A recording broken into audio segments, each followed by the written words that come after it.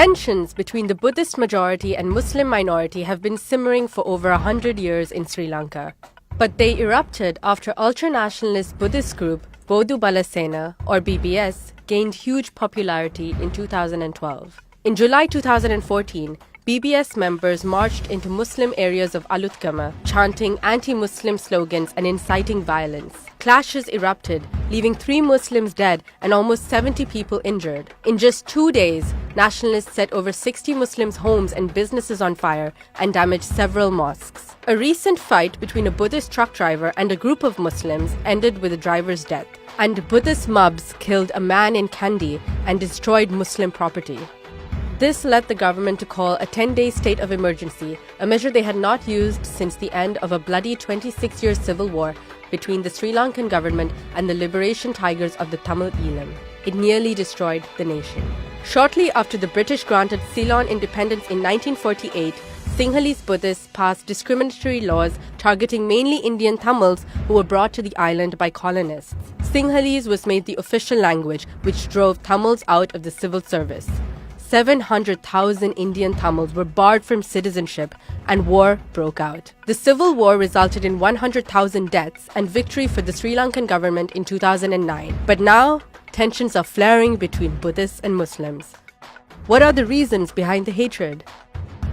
Ultra-nationalist Buddhists want Sri Lanka to be Buddhist only, although they already make up 70% of the population. They accuse Muslims of the Islamization of the country and say that the Muslim way of life, including halal slaughter and face veil, do not belong in their society. Anger flared when Rohingya refugees arrived in Sri Lanka.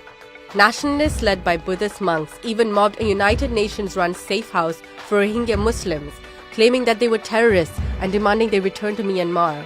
One of the biggest concerns for ultranationalists is Muslim population growth. They now make up 10% of citizens with a growth rate of 2%, much higher than any other community. Some went so far as to accuse Muslims of adding infertility pills to the food served to customers.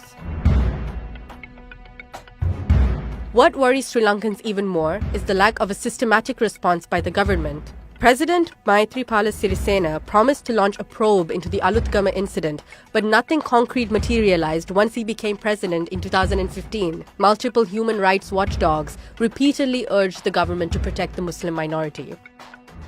Members of BBS have acted with impunity.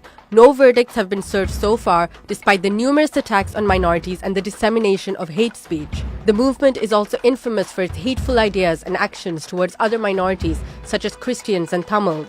BBS General Secretary Nanasara Thera was charged for obstructing the police in the execution of their duties and using criminal force and hate speech.